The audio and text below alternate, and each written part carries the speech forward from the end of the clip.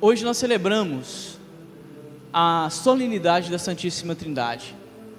Durante praticamente 2000 anos, de caminhada cristã, este tem sido o núcleo duro do cristianismo, o núcleo duro da nossa fé, a profissão em Deus uno e trino. E durante também esses 2000 anos nós temos tido pelo menos 2 caminhos para nos aproximar deste mistério.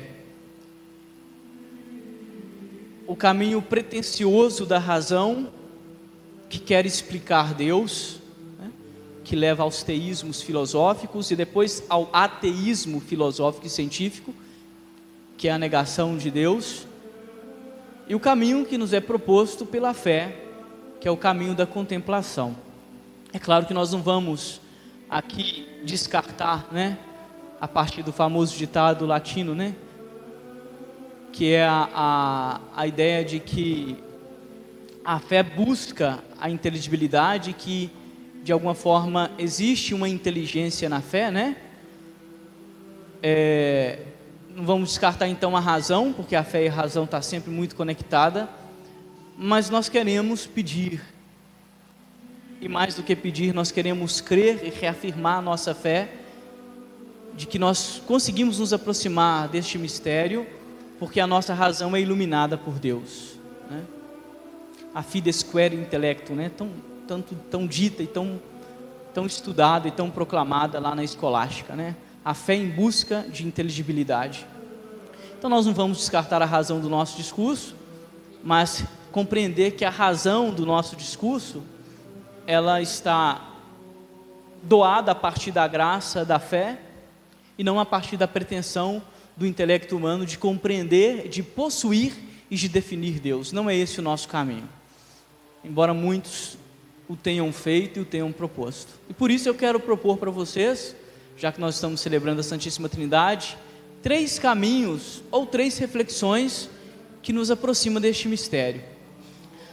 A primeira delas supõe um salto a partir da mudança das preposições, de uma preposição para outra, um salto que não é só um salto de linguagem, mas um salto que eu diria que é um salto existencial, um salto que implica uma postura, ou uma mudança de postura. Normalmente, a gente não presta atenção nessas coisas, mas até a nossa linguagem religiosa, ou a nossa linguagem na hora de orar, denuncia o nível de intimidade que nós temos com Deus, e como que isso se expressa para a gente se aproximar desse mistério da Santíssima Trindade, Eu creio que a maioria dos problemas que nós enfrentamos na nossa fé, eu até arriscaria dizer que muitos ateísmos que são gerados ou fomentados, ou que às vezes brotam lá no 1º, 2º ano de faculdade, quando o garoto e a garota de repente descobrem que são ateus, aos 18, 19 anos, porque entraram na faculdade, agora tem a mente iluminada, já não vive mais nas trevas da igreja, A maioria é porque nós falamos muito de Deus, mas falamos pouco com Deus. Às vezes essas coisas que são fomentadas, na nossa catequese, esse discurso sobre Deus e não um discurso com Deus, é o que vai levar lá na frente uma espécie de decepção religiosa e, mais do que isso, um afastamento da nossa fé, porque os nossos jovens e nós mesmos vamos perdendo a intimidade com Deus. É muito diferente, falar de Deus e falar com Deus. Então, talvez a primeira pergunta que poderia aí ressoar no nosso coração é: na sua oração e na sua vida, você fala de Deus ou fala com Deus? Na sua casa, para os seus filhos, você fala de Deus ou fala com Deus? Na sua casa, na sua igreja, na sua comunidade, na sua catequese, você apresenta uma doutrina ou uma pessoa? É uma questão muito importante, né? Quando eu falo da Marta, que está aqui na minha frente, a relação é uma relação fria e distante. Eu estou usando uma terceira pessoa, né? E não um tu. O que eu posso saber da Marta se eu escuto falar da Marta por um terceiro? Alguém me falou algo da Marta, né? O que eu sei sobre a Marta vindo de alguém é muito incerto. Se eu quero saber quem é a Marta, eu preciso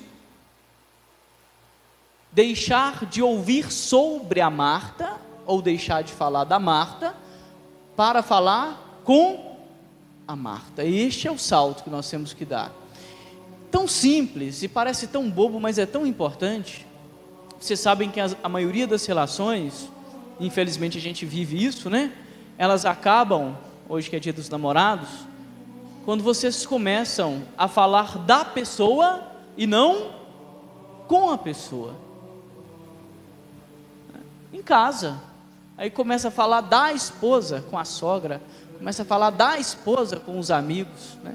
Nunca fala com a esposa, começa a falar do marido, do namorado, nunca fala, né, com o namorado, com o marido, com o amigo, né?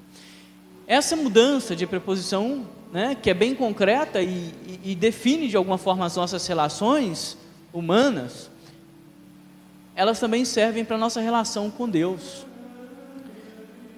A intimidade com Deus e a aproximação com Deus, ela supõe este salto, que não é só linguístico, né? É um salto existencial, diz respeito a uma postura de fé, de deixar de falar de Deus para falar com Deus. O primeiro caminho é das ciências da religião, da filosofia, né? Da verborreia cotidiana. A gente fala de Deus como se a gente falasse, né, de um objeto, ou de um personagem, ou de um super-herói. Não. A fé não supõe falar de, supõe falar com. E isso é muito simples, mas é muito importante. Se vocês perdem isso, vocês perdem a experiência de fé, né? Podem perceber aí, vocês têm falado mais de Deus ou mais com Deus? Não adianta, vocês não vão se aproximar do mistério da Santíssima Trindade falando de Deus. E aí, daqui a pouquinho a gente vai refletir, né, no nosso terceiro passo, como que é importante a gente, ao traçar o sinal da cruz, compreender que nós estamos falando com um tu, e não de um ou um dele, né? Todas as nossas relações. O segundo ponto, que eu disse que era 3, é pensar o seguinte, né? Toda a revelação, desde o Antigo Testamento até aquilo que é consumado no Novo Testamento, vai mostrando para nós faces de Deus, né? Modos de Deus agir na nossa história e na nossa vida. E este modo de Deus agir na nossa história e na nossa vida, concretamente em Jesus Cristo, né, que chega à sua plenitude no Novo Testamento, é revelado, né, no Evangelho ou nos escritos apostólicos, né, como as cartas de Paulo, as cartas de João, de uma forma muito bonita, numa forma de síntese, né? Eu não diria que seria uma definição de Deus, porque aí a gente cai no primeiro problema, né, de falar sobre Deus e não com Deus. Mas se houvesse uma possibilidade de definir Deus, isso foi feito a partir do capítulo 13 até o capítulo 16 de São João, e retomado na sua primeira carta, numa frase lapidar, né, que eu disse no início da homilia, né? João fala: Deus é amor, e quem não ama não conhece a Deus. Santo Agostinho, santo muito importante da nossa tradição católica romana, apesar de ter nascido na África, né? Então de estar aí um pouquinho na perspectiva oriental, mas ele é um santo da Igreja Católica Romana. Ele tomou esse dizer sobre Deus, que Deus é amor, para pensar a vida intratrinitária, ou a relação entre as três pessoas da Trindade. E de uma forma muito bonita, e eu diria muito evangélica, ele vai descrever a relação do Pai, do Filho e do Espírito Santo, a partir deste atributo supremo do amor, mas a partir de um versículo das Escrituras que vocês já ouviram falar, muito importante e muito bonito para nós.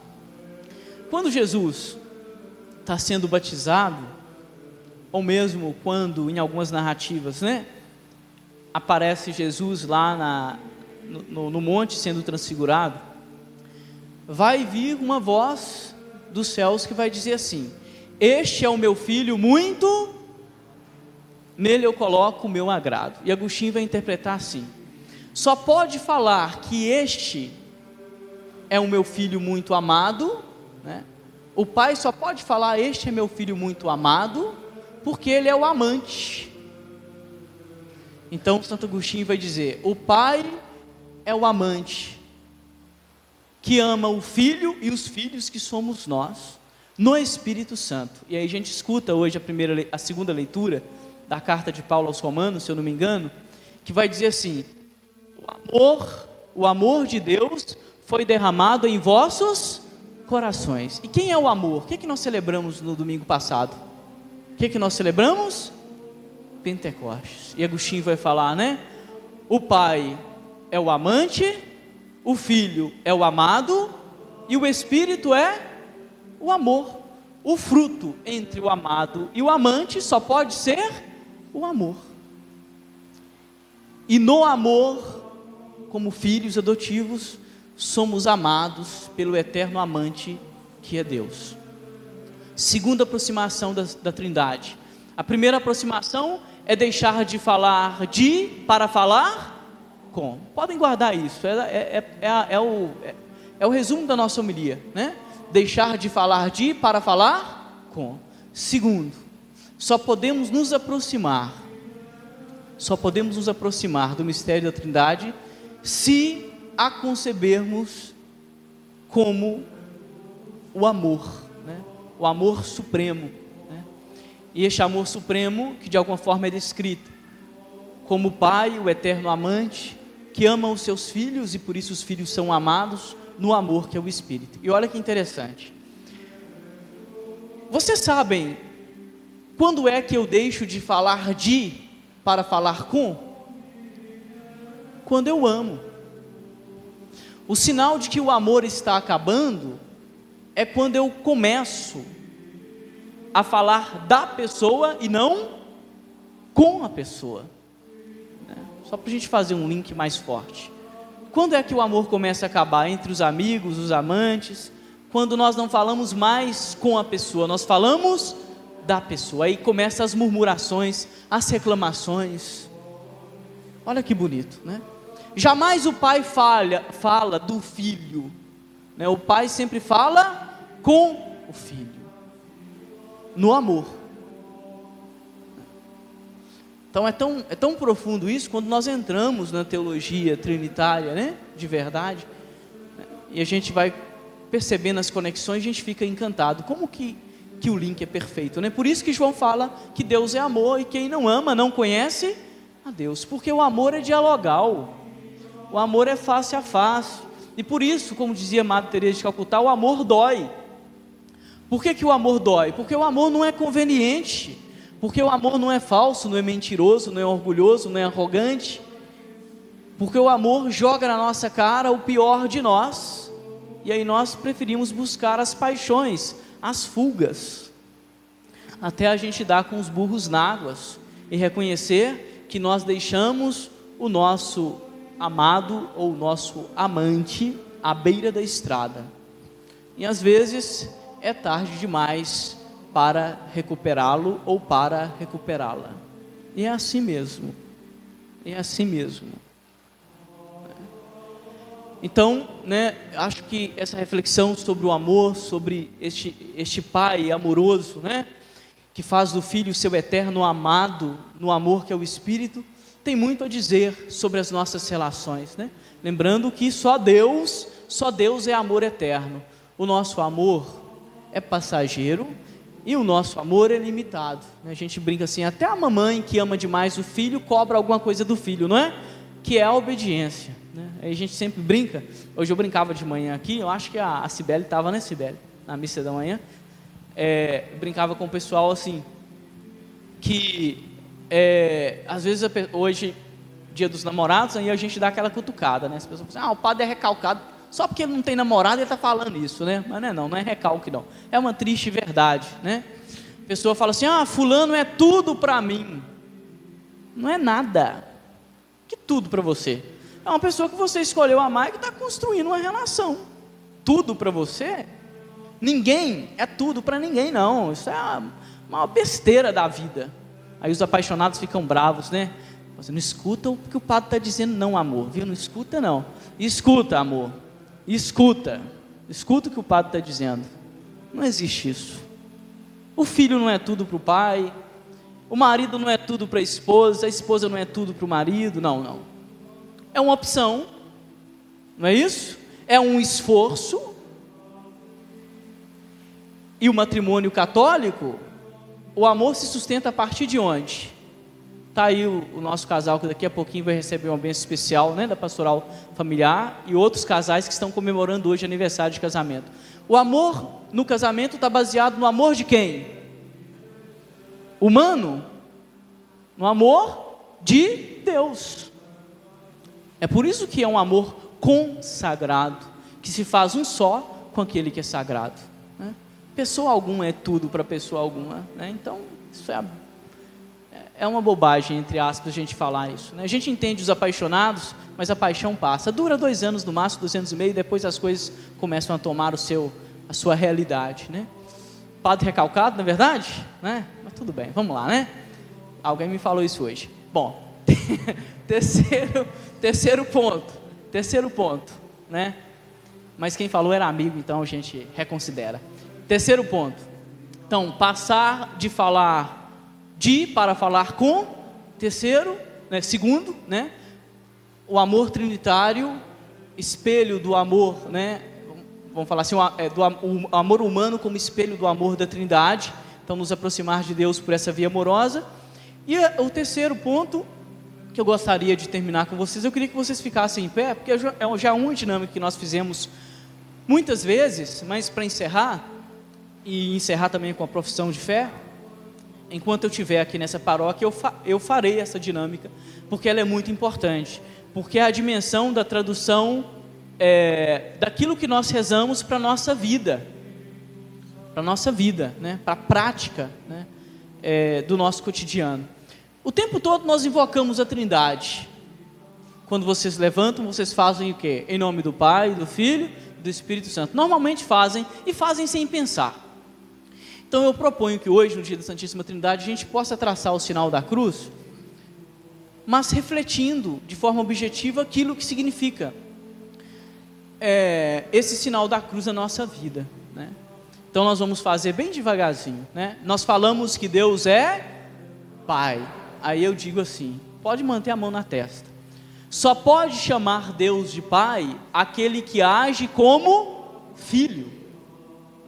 Se você não age como filho, você está tomando o santo nome de Deus em vão ao chamar Deus de Pai.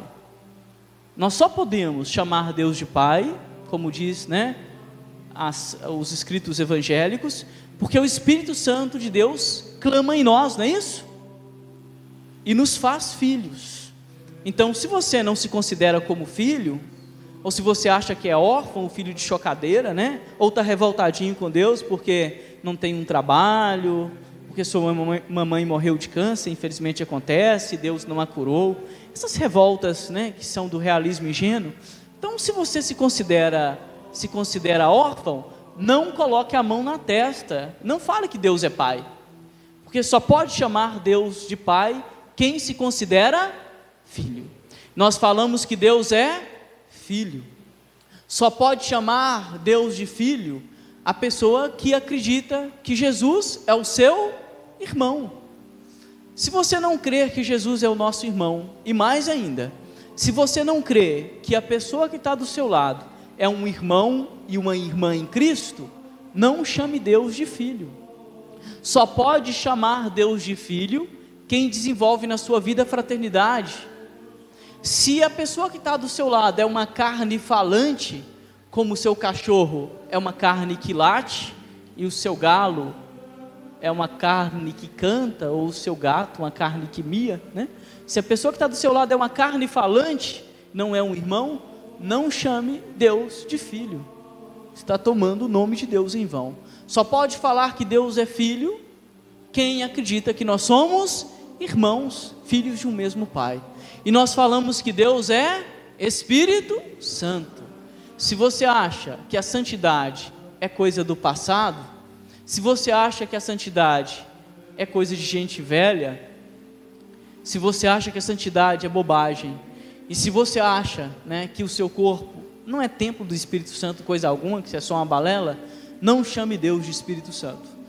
Se você não está disposto a ser santificado diariamente pelos seus sofrimentos, né, santificado diariamente pela graça dos sacramentos que nós recebemos, não fale que Deus é Espírito Santo. Todas as vezes que vocês traçam o sinal da cruz, vocês estão dizendo que Deus é Pai porque vocês são filhos. Estão dizendo que Deus é Filho porque vocês são irmãos e têm irmãos.